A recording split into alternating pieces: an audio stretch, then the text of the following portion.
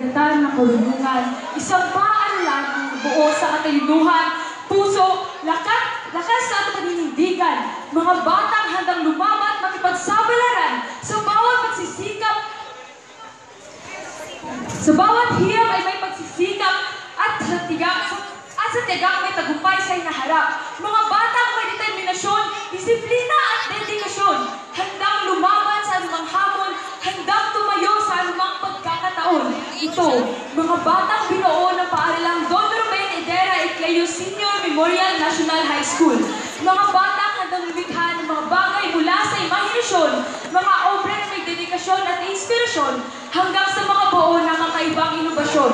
Sa kabilang dako, may larong pampalakasan, kami nangunguna, mababasketball, volleyball at marami pang iba. DSMNHS ay laging handa. Sa bawat pagtira at pagpasok ng bola, hiyawan ang dala dahil aming naipakita lakas na meron ang bawat isa. Walang sawa at walang titigil dahil aming naipakita ang lakas na meron ang bawat isa.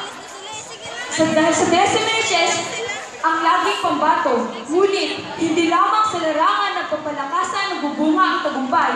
Dahil sa DSMNHS, katalinuhan sa pagsulat ng artikulo ay isa sa kanilang hakbang patungo sa entablado. Upang ipagdiwang ang talento ng bawat isa, lipat tayo sa sining at musika na may nota na nakasisilaw sa mga mata at mga kulay na may gandang sumisilay na parang lampara.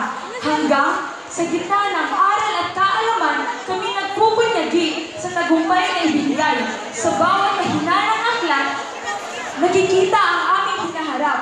Ito, mga batang binuo ng paaralang Don Ruben Idera Ecleo.